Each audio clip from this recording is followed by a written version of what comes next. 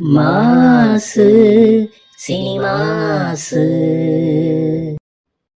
எதற்கும் துணிந்தவன் கங்குவா ரெட்ரோ. இந்த சூர்யாவின் படவரிசையை கருப்பு படம் மிஞ்சியதா? பார்ப்போம் வாருங்கள். பூமியில் அநியாயங்கள் உச்சக்கட்டத்தில் இருக்கும் பொழுது கடவுள் பூமியில் இறங்கி வந்து அநியாயங்களை வேறறுத்து மக்களுக்கு நல்லது செய்கிறார். இதுதான் கதை சுருக்கம்.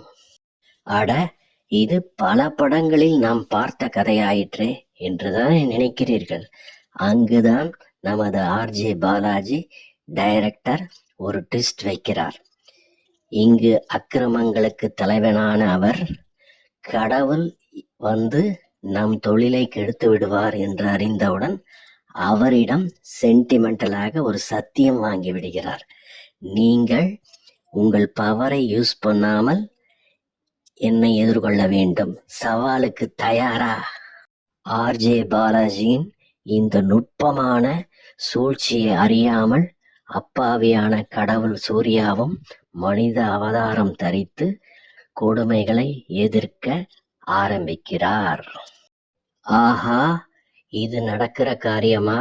இது கண்டிப்பாக முடியாதே. இந்த உலகத்தில் மனிதனாக இருந்து கொடுமைகளை எதிர்த்து போராடுவது முற்றிலும் சாத்தியமில்லாத விஷயம் என்பது நமக்கு புரிகிறது அல்லவா? ஆனால் அங்குதான் மறுபடியும் டைரக்டர் ஆர்ஜே பாலாஜி ஒரு ட்விஸ்ட் வைக்கிறார். அது என்னவென்று பார்ப்போம். மனிதனாக இருந்து இந்த அநியாயத்தை தட்டி கேட்க முடியாது என்பதை உணர்ந்த கடவுள் சூர்யா தான் செய்த சத்தியத்தை மறந்து ஆர்ஜே பாலாஜி நயவஞ்சமாக தன் பவரை, கடவுள் பவரை யூஸ் செய்து எப்படி தோற்கடிக்கிறார் என்பதுதான் மீதிக்கதை. அதிலும் சிறப்பு என்னவென்றால், கிளைமேக்ஸ் காட்சியில் தன் விஸ்வரூபத்தை எடுத்து காந்தர்வ நடனமாடி வில்லன்களை பந்தாடும் காட்சி இருக்கிறதே, இந்தியாவில் எந்த படத்திலும் இதுவரை வந்ததில்லை. கடவுள் என்று தெரிந்தாலும் தைரியமாக அவரை சென்டிமெண்டலில் சத்தியம் செய்து மடக்கிய ஆர்ஜே பாலாஜி தான் இந்த படத்தின் ஹைலைட். கடவுளின் அற்புத சக்தி, ஆர்ஜே பாலாஜியின் நயவஞ்சக யுக்தி. இதற்கு நடுவில் நமது ரோல் என்ன என்று தெரியாவிட்டாலும் நடிப்பில் உச்சக்கட்டத்தை எட்டியிருக்கிறார் திரிஷா அவர்கள்.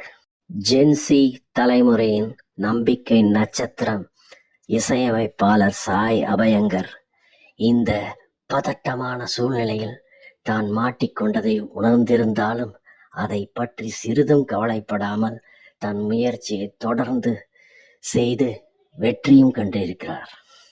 கேரளாவிலிருந்து வந்த தந்தையும் மகளும் இந்த கோர்ட் அவஸ்தைகளில் மாட்டிக்கொண்டு விழிபிதுங்கும் கதையை நாம் அந்த காலத்தில் நல்ல தங்காள் படத்தில் கூட பார்த்திருக்க முடியாது. கண்களில் நீர் பெருக்கெடுத்து ஓடுகிறது. அதைவிட அமைச்சருக்கு எதிராக பாலியல் புகார் கொடுத்து போராடும் ஒரு பெண்ணின் கதையை இதுவரை எந்த சினிமாவும் தொட்டதில்லை. பாராட்டுகிறோம். சோக ரசம் ததும்பும் இந்த 2 காட்சிகளே போதும் படத்தின் வெற்றிக்கு என்று டைரக்டர் நினைத்து கூட இருக்கலாம். ஆனால் அதை செய்யாமல் சூர்யாவை ஒரு கடவுளாக படைத்து மனிதனாகவும் அவதாரம் எடுக்க வைத்து கடைசியில் காந்தர்வ நடனம் ஆட வைத்து நம்மை ஆச்சரியப்படுத்தினாரே, அதற்கு நாம் நன்றி பாராட்டாமல் இருக்கவே முடியாது. தமிழர்களின் எல்லை சாமி, குலசாமி, இதை வைத்து படம் எடுத்தால் தோல்வி என்பது கிடையவே கிடையாது என்ற நம்பிக்கையை இந்த குழுவினரிடம் இருந்ததை பாராட்டுகிறோம். அது மட்டும் இல்லாமல் அப்படியே கடவுள் வந்தாலும் அவரை எதிர்த்து சென்டிமெண்டலாக அவரிடம் சத்தியம் வாங்கி கொண்டு அவரையே எதிர்க்கலாம், ஜெயிக்கலாம் என்ற நம்பிக்கையையும் ஊட்டியிருக்கிறார்கள். இதற்காகவே இந்த குழுவினர், இந்த படக்குழுவினரை பாராட்டலாம். அடுத்த பதிவில் சந்திப்போம். நன்றி, வணக்கம். மாசு சினிமாசு.